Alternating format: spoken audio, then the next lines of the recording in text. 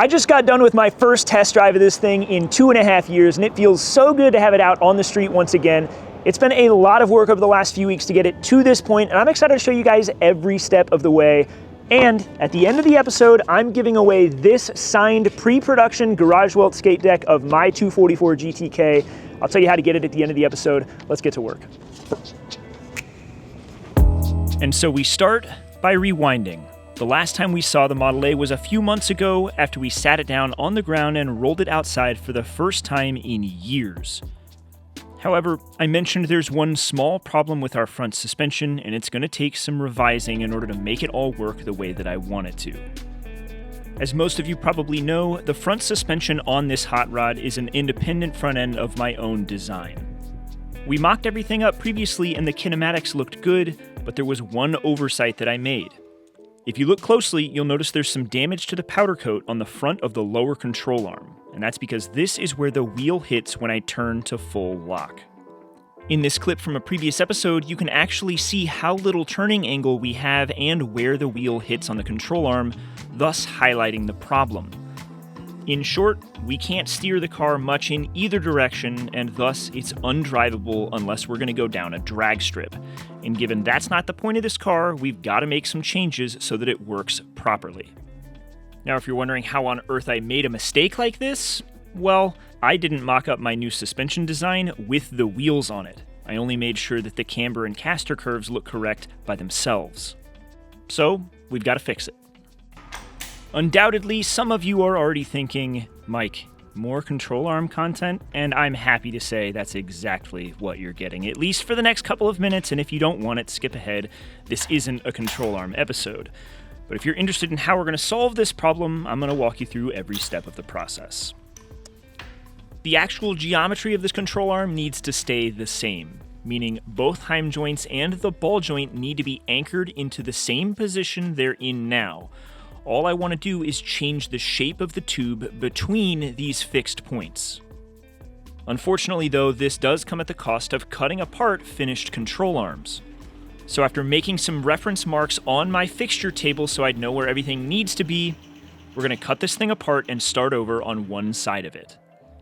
To be honest, I think it'd be easier to just rebuild the control arm completely, but the mounts for the ball joints at the end were custom machined, and I don't want to spend the time nor money to send out to have another set made. So there's a lot of cleanup and preparation involved in order to make sure we can reuse most of this control arm to make the new one. And since we're recycling parts, I'm also going to save the heim joint end of this control arm, and we're simply going to replace the tube that runs between our two fixed points. And if that sounds complicated, it's not. I just want to take the tube and essentially flip it over, just like this. Instead of the bend facing outwards, it will go inwards, and that gives us steering clearance. It's easy, right? So we're whipping out the tubing bender and bending up two 1-inch DOM tubes to replace what we need. As far as what design elements go into making a change like this, thankfully, whatever bend goes here does not affect the kinematics of the control arm. It won't change how the car actually drives. So we're going to go for maximum bend for maximum turning clearance, while keeping in mind that there are some limits in terms of actually making all these parts fit together. Now, if this change feels familiar, some of you may remember we did the exact same thing on the lower control arms of the Ferrari, for the exact same purpose, to get more steering angle. And so you'd think I would have learned my lesson and not done the same thing a second time around, but here we are. I am nothing if not consistent. Well, consistent and honest because I could have swept this under the rug and never said anything about it, but that's not how real projects like this actually work. I'm here, I'm learning, and you guys are along with me, and sometimes that includes some missteps. With everything tacked together, it's worth bolting them onto the car to make sure it's all going to work. The last thing I want to do is fully weld these control arms and bolt them on, only to find out I've got to redo them again. Thankfully, that's one lesson I have learned, so we're going to mock them up and see how it all looks.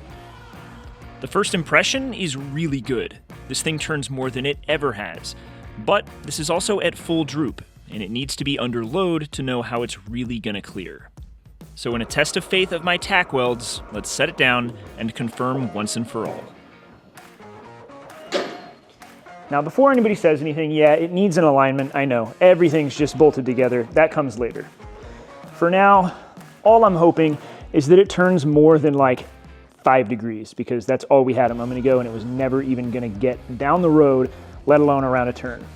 So. Oh yeah. Yep. That is more angle than it had before, even on the old suspension, so this is fantastic. I am stoked with that result. That looks great.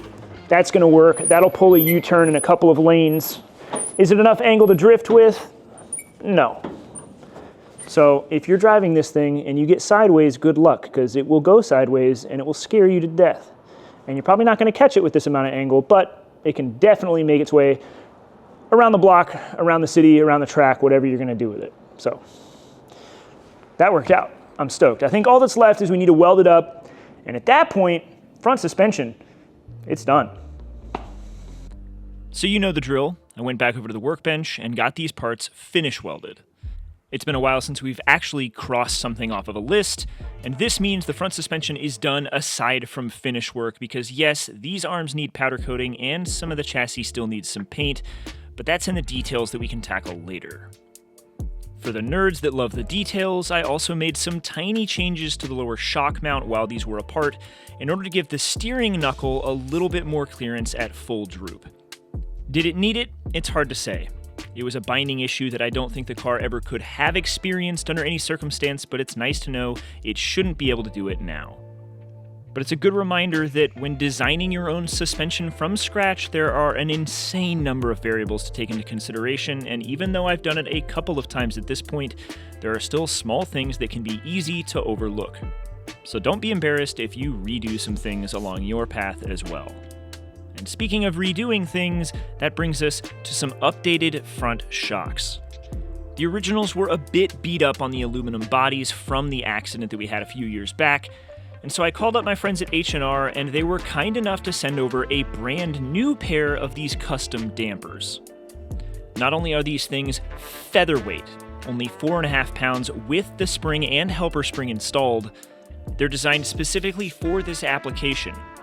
H&R sat down with me to figure out exactly what our spring rates and the shim stacks for the dampers should be in order to give us a nice, comfortable ride in this thing despite how low it sits and how close it is to the pavement. The only change that we're making this time around is removal of the helper springs because they're simply not needed. These springs are unable to go slack at full droop, so we've eliminated a little bit of extra weight. The H&R coilovers do offer adjustable damping, and so for the time being, I'm going to start in the middle of those settings as a nice round place to begin. It'll take a little bit of time once this thing's out on the street to really understand how to fine-tune it and where it wants to be, but we will be able to firm the ride up or soften it down depending on what it does. With the dampers installed, the front suspension is borderline truly finished.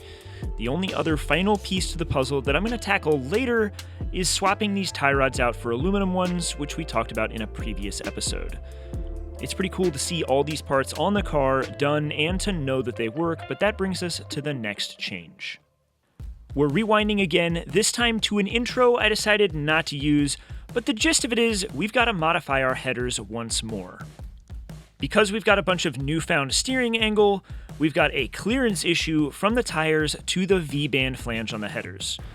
On top of that, our new oil pan setup means that the old exhaust doesn't quite clear. So we've got to make all sorts of changes both to the headers and to the cross-section that goes underneath the truck in order to mate everything together once and for all.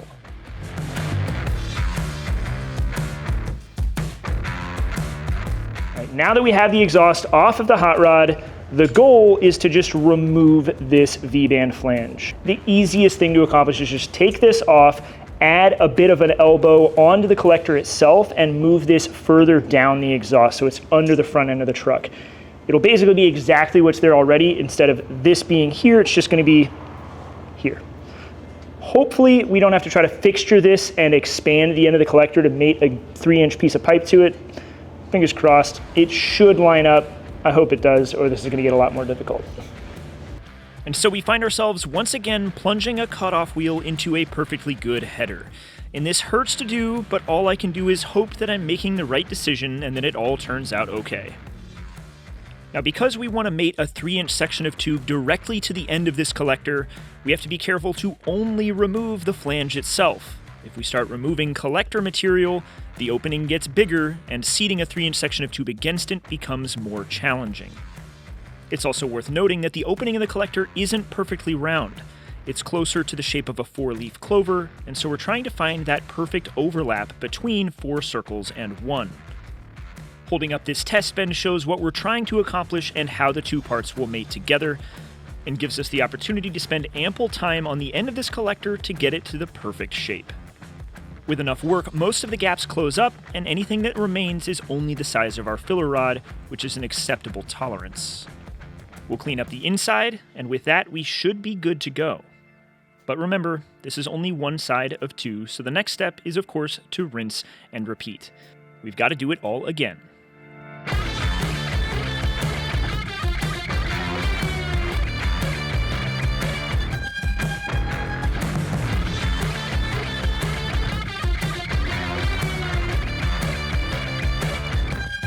There is one final ambitious option if we're looking for perfection, and that's to manhandle these things against the belt sander to make them perfectly flat on the end. With both headers set up to mate to the new tube work, they've got to go back on the Model A so that we can build the rest of the system. It can't be built on the bench, we've got to know where the tubes need to go. And I don't even want to talk about how many times these headers had to go on and off the damn truck. With the headers mounted, now we turn our attention to the crossover section that goes underneath the truck. This is what the headers are actually going to connect to, but as mentioned, this piece needs modification as well. We've got to move those V-band flanges further down the path of the exhaust, and we've got to make some clearance for the oil pan. The nuanced difference in chassis design also requires a bit of modification, so we've got our work cut out for us.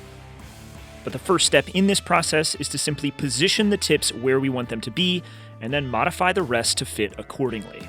I've made some index marks on where I want to cut it, and these marks represent where the new V-band flanges will be located, and then we'll bridge the gap between this new line and the header. Now, one of the things that's probably hard to see on your end is that I'm seeing problems we weren't facing before. I've already mentioned kind of our V-band to tire clearance and why we're tackling that, but we've also got a completely different oil pan on this car than we had prior, and it's a completely different shape. It's squared off, it's bigger, and it just fouls the exhaust. So we're kind of tackling two problems at once with this. The goal right now is we're just gonna cut the ends of this off where it used to mount to the header. We're going to replace this with a tighter radius bend and get a V-band located underneath the truck instead of kind of here on the outside. 1, it'll look better, 2, it'll clear our tires, and 3, it will make the oil pan clearance problem go away, and we should have a finished exhaust on this thing. Now, to solve some of this routing, we've got this, which is a 3-inch diameter, 6-inch centerline radius bend, which means if we were to imagine this as a complete U, this is just a scrap, but the center line of that to the middle of the tube is 6 inches in total. So this is a very big U-bend, and if we tried to get underneath the truck in a meaningful way with this, if you can imagine, it takes too long to get where it's going. It's a large bend, and so what we're gonna do is we're gonna use this, which is a much tighter bend to get where we need to go. This is a 3-inch diameter tube with a 3-inch center line, 3 inches from the middle of this to the center of the bend. 6 inches all the way across. And as you can tell, this means we can get the exhaust routed much more quickly where we need it to go because the bend itself is tighter. So this is called a 1D bend for anybody curious, 3-inch diameter, 3-inch centerline radius. It's about as tight as you can get without deforming the tube, but this should do the trick and get us quickly routed underneath the truck. If it wasn't obvious, exhaust work like this can be extremely tedious. It seems like every part has to be installed, uninstalled, reinstalled, so on and so forth, and it can feel like it's endless. At this point, we've got to remove the lower exhaust section and make our cuts. Now, because I can't pass a piece this big through the bandsaw, we've got to cut it by hand, and to do that accurately, I've wrapped the tube in tape, so we've got a clean line to follow all the way around. If you try to do this by hand, you're going to wind up with a lopsided cut every time.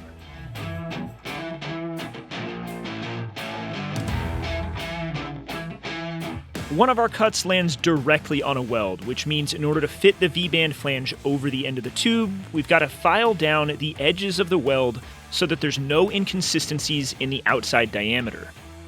Of course, we'll clean up the inside while we're at it, and with that, the flange is fit, and it's time to tack them into place.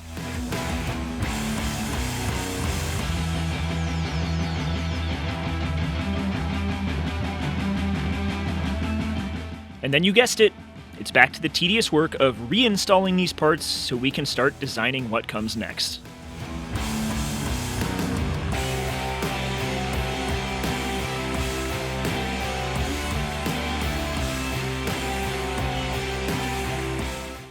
With the lower segment back into place and the flanges tacked on, you can get a better idea of the gap that we now need to bridge. Again, we're going from the end of the collector we cut off to this new flange that we've put into place. We want to do it as close and tight to the frame as possible, giving the tires as much room as we can. But unfortunately, this is where the tedium of exhaust work doubles down.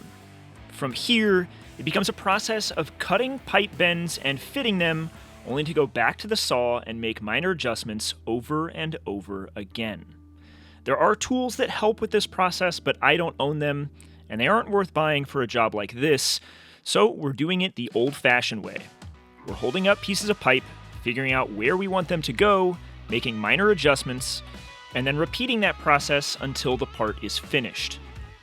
All of the tube segments that bridge this gap are cut from the exact same 3-inch centerline radius part.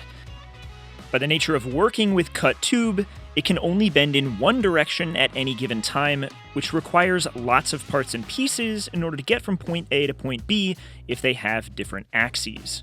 And if that doesn't make total sense, you'll see the finished part here in a moment and hopefully better understand what I mean.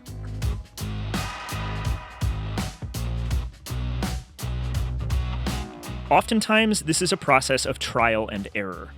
It can require going back and changing one of your pieces ever so slightly in order to change the trajectory of everything that comes after it. And so, not to get ahead of myself, I often use tape, a temporary solution instead of tacking everything together as I work my way from the header to the flange we're trying to attach it to. After a bit of work, you can see what we've got, and it's close enough that it will hold itself into place. With tack welds, it'll close all the gaps, and so now we remove it and start that part of the process.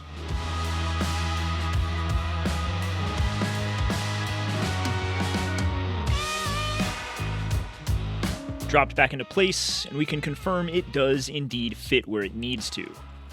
But of course, we're only at the halfway point. We've got to pause on this side and move to the other side of the truck and repeat the exact same process. But I will spare you the monotony of seeing it all again. It was a pain in the ass enough for me. I'll let you guys catch it in a mere 10 seconds. After a few hours of work, the other side of the truck is to the same point. Everything's tacked together and installed back onto the truck, and thankfully it fits the way we need it to. Now, it's a guarantee that some of this stuff's gonna move around a bit once we weld it together. Heat does that, but I'm not too worried about any introduced errors because it fits well enough as is. Now we'll join the segments that are tack welded to the segments that are taped using some index marks I wrote with a Sharpie so that we know exactly how it goes together. From here, it's time to finish weld it, and it is a requirement in this shop that any stainless gets fully Scotch-Brighted before welding so that it actually looks worth a damn. If you skip this step, you're either wrong or your name is Byron Wilcox, which also means you're wrong. But it also means you're kind enough to let me borrow your TIG aesthetic cups, so thank you, Byron. We'll get this thing back purged and fully welded together.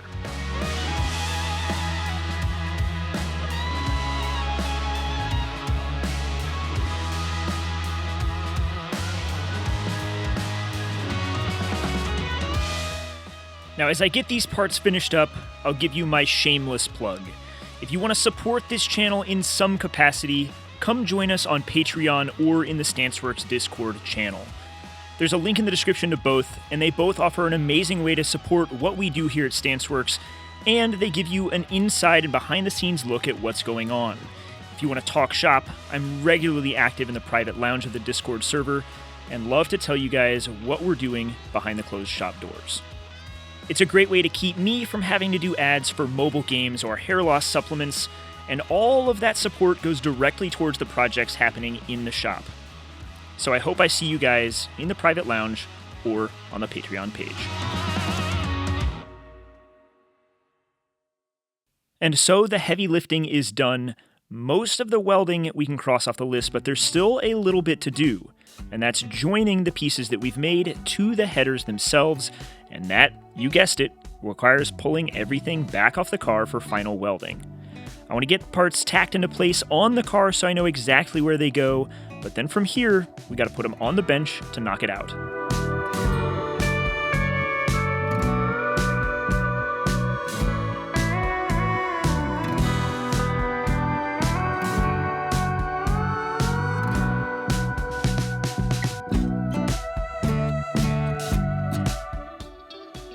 Once again, this entire thing needs to be back purged, and while it's easy to plug the front, we'll be blocking each individual primary off with a simple piece of tape. With the inside pumped full of argon, we'll prevent any contamination to the welds, which I'm sure you guys will remember from last week's episode is the only way to do this the correct way. Either that, or with solar flux applied to the inside of the material. The last part of the exhaust job is that we have to add O2 sensor bungs, and that requires drilling through stainless, and if you ask me, this is without question the worst part of the entire thing. It never wants to go smoothly. I had to go through several drill bits to pull it off, in part because I don't really know my feeds and speeds, but also because stainless is just impossible to work with. But with the right size holes drilled into place on both headers, I added the bungs, and that means all that's left is finish welding the flanges on the crossover section of the exhaust.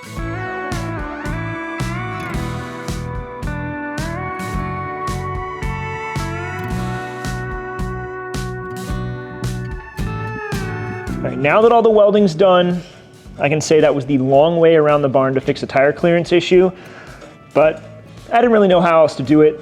I also didn't test fit anything. I gave it as much clearance as I could, and if it clears, it clears. If not, we're gonna have to figure something else out in addition, but as it stands, we can now cross the exhaust off the list, and this was really the biggest project that's been looming overhead since we got back to work on this thing. I've been kind of dreading it. I didn't want to have to cut up a good exhaust, but here we are, it's done. We can cross it off the list, and realistically, I think that means we are on the final approach. There's only a little bit of stuff left that we have to do before we actually get to drive this thing out of the shop for the first time in God knows how many years, and I'm here for it. From here, we're solely on to final assembly. While I'd love to say this is the last time I'll have to install these parts, don't forget I still have to paint the chassis, but that's a problem for future me. All right, now while we're under here, when I'm gonna put the exhaust on for the final time, I'm gonna relocate this section of brake line just kind of up above this. Now, a lot of you guys in the last episode made comments about how this was insane to mount it to the bottom of the chassis, that if I hit something on the ground, we would lose brakes. And I can appreciate that sentiment, you're not wrong, but it's also important to realize how far up in the car this actually is compared to the bottom of the car down here. If we hit this on something, we have absolutely totaled the vehicle well before we're ripping brake lines off. We're in way bigger problems than catching this on anything. But with that said, we're still moving it upwards so that the exhaust isn't directly against it. For now, moving these lines is going to work fine, but as we take things apart one final time for finish work, I'll probably redo these front brake lines so that they are oriented and positioned just a little bit better. I also found a little bit of abrasion on one of the front brake lines as it descends the firewall, and while I'm not worried about it, I might as well replace it so that there's no future issue for myself or anyone else. On the note of future issues, it's time to finalize our steering shaft, and if you somehow missed it, this was the culprit for having to redo almost everything on this project. 2.5 years ago, the steering shaft came apart on a test drive, resulting in an accident, and as a result, I decided to rebuild everything from the firewall forward to improve it. This time around, I'm making sure there is no chance that this steering shaft can come apart in any regard. So using the divots caused by the set screws of the U-joints, we're going to drill some holes into these steering shafts for the set screws to sink into. And yes, this is standard practice, but we're going to double up on everything and take things one final step further, which I'll show you at the end of this process. For now though, it's as simple as drilling partial holes into each side of this D-shaft so that once the set screws are inserted, it's impossible for the D-shaft to move or come loose. We're going to drill these divots on every single segment of the steering shaft from beginning to end. I want to make sure that none of the U-joints have the ability to come loose, because as said at the time, losing the ability to steer my car was the single scariest thing that's ever happened to me behind the wheel. It's worse than losing brakes or having a throttle stick. It's the one thing I never want to experience again.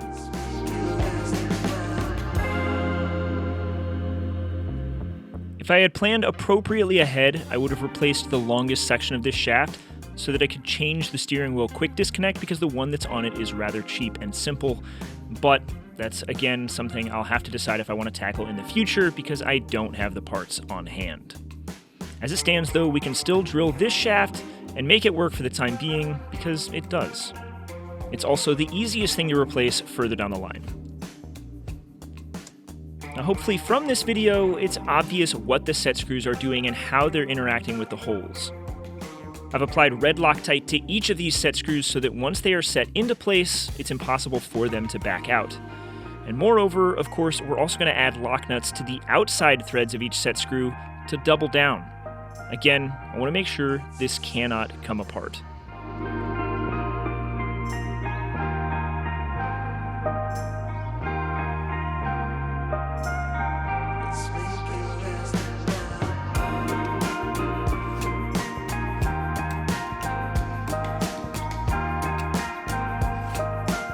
With all of the segments in place, theoretically speaking, this time around, it cannot come apart even if all of the set screws fell out.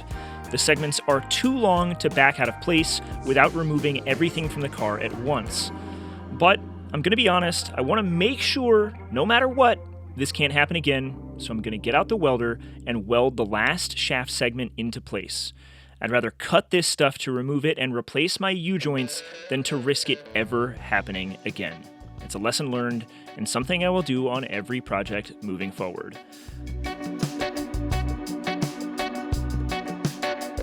So cross the steering off the list. All that's left is to tighten down all of the hardware that holds our suspension pieces in place.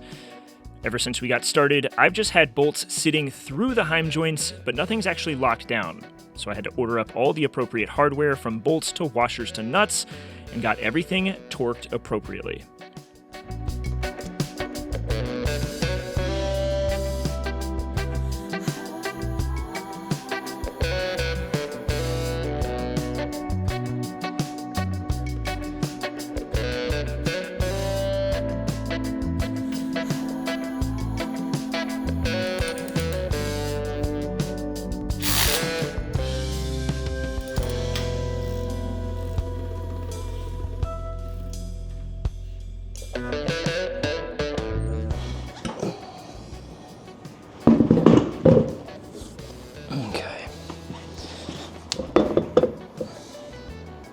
Now, I know some of you guys are going to notice that one side of the Model A has reverse threaded center lock hubs while the other side is standard thread. This side, in this case, right hand normal threads.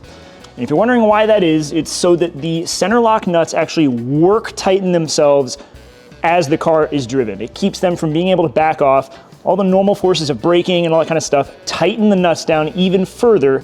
So although we're going to torque these down to 420 foot-pounds of torque, they will take even more force to remove because they will tighten themselves into place. On a similar note, one of my favorite details to mention is the fact that typically left-hand threaded nuts will have relief cuts on the high points of the hex, as you can see here. It's an indicator that it's a left-hand thread instead of right, and now you'll know to look for it.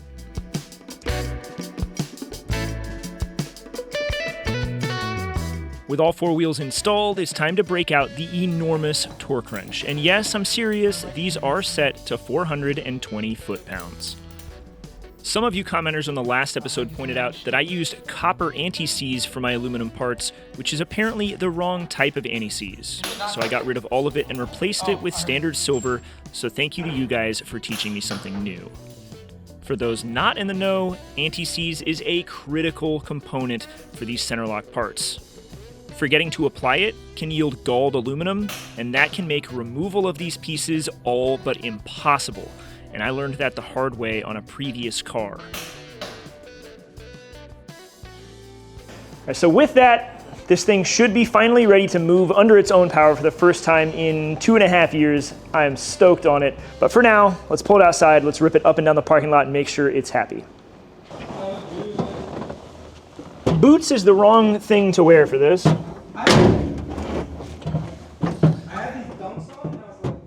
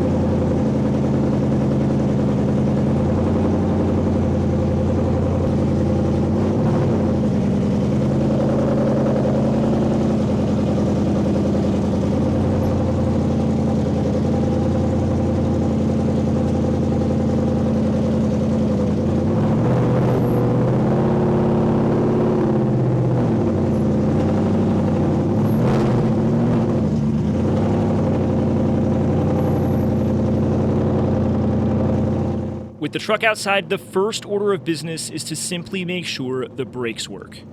There's no reason that they shouldn't, but most of the brake system has been disassembled at this point, and as you all know, it's perhaps the most critical aside from steering. I don't want to drive anywhere without absolute confidence that this thing is going to stop.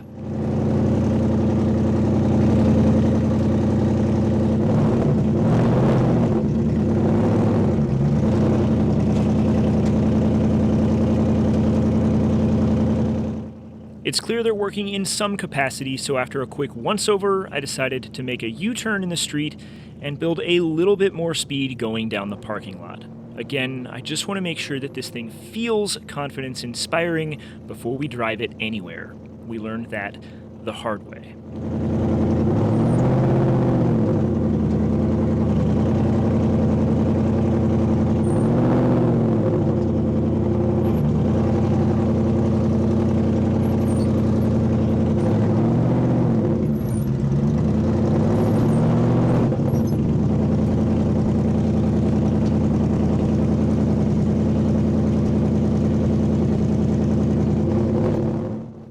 Everything feels really good, exactly as I remember it, if not better.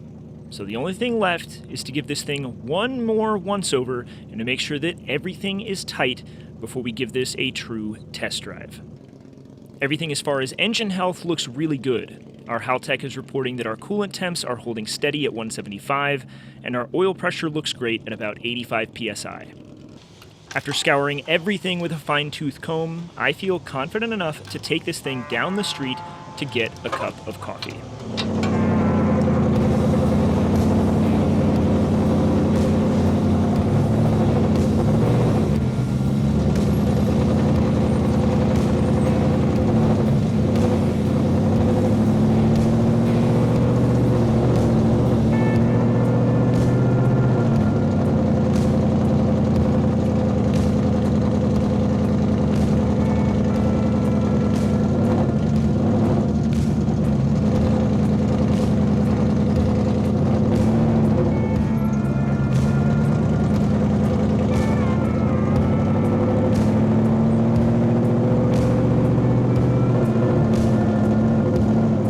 For anybody worried about it, yes, this thing is fully registered for the street and fully insured just in case the worst were to happen. And we're talking about surface streets and only 2 blocks. Feels like a safe bet, and I'm happy to report the truck did outstanding. It made it to the coffee shop without a hiccup, other than a quick pullover to make sure I wasn't smelling fuel. It was just exhaust fumes.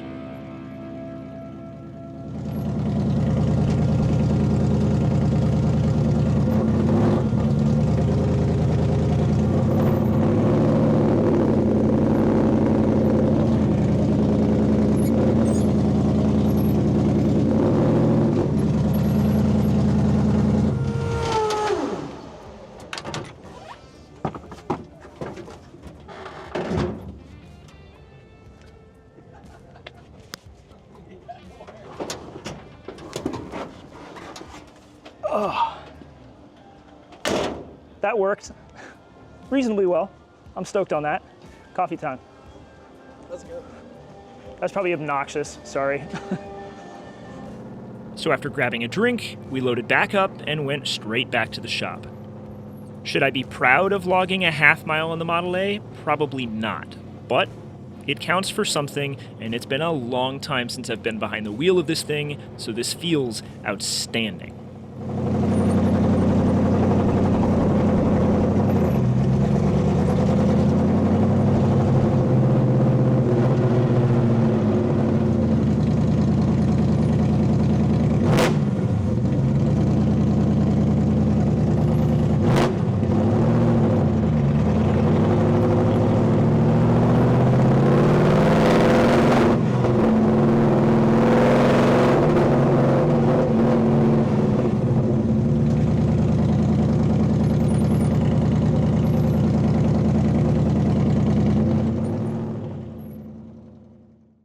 First test drive, huge success. I'll admit there are still some kinks we've got to work out. The alignment on this thing, totally messed up. It does not track correctly whatsoever. And I'm realizing I want to add one more support bearing to the steering shaft just to make it feel perfect from behind the wheel. And then I've also got to make some more changes to the fuel system. Basically, I need to pull the injectors out of this thing, make sure that they are clean. It's been sitting with E85 in it. It's breaking up a little bit under throttle, and I'm likely to agree that it's probably that. And I don't want to blow this engine up after all of this hard work to put this whole thing back together. But with that said, in the next episode, here in the next couple of weeks even, we're going to put this thing on the dyno and we're going to find out exactly how much power it makes. And that brings us to the giveaway that I mentioned at the beginning of the episode. I've got these two skate decks to give away. They're both going to one of you lucky people out there. One of the original renderings of the car in yellow. This is a limited edition skate deck that my friends at H&R built. And then next week, we're coming out with these from our friends at Garage. Well, right side up is important. This is the first edition copy of it. This is the prototype. I will sign it for you if you want me to. These need a new home. So if you want both of these decks signed and very rare, you got to guess how much power this thing's going to make on the dyno. The closest guess to the 10th of the horsepower is going to get them. Leave a comment. I'll know if you cheated and answer it after the next episode comes out because it tells me when you made the comment. Don't do that. These got to go somewhere new. But with that said, once we get this thing on the dyno and we find out how much power it makes, we've also got new tires we've got to put on it because these things super dry rotted. They are old. We got fresh rubber to put on it. But before we do that, that means we've got to send these out in a blaze of glory. I've never gotten to do a fat sitter in this thing. You guys deserve to see it. I deserve to do it. And so that's coming in the next episode. We're going to blow the tires off of this thing. So make sure you come back. I'll catch you guys next week, of course, and in a few weeks for the next episode on this thing. Thanks as always for the support. I'll see you then.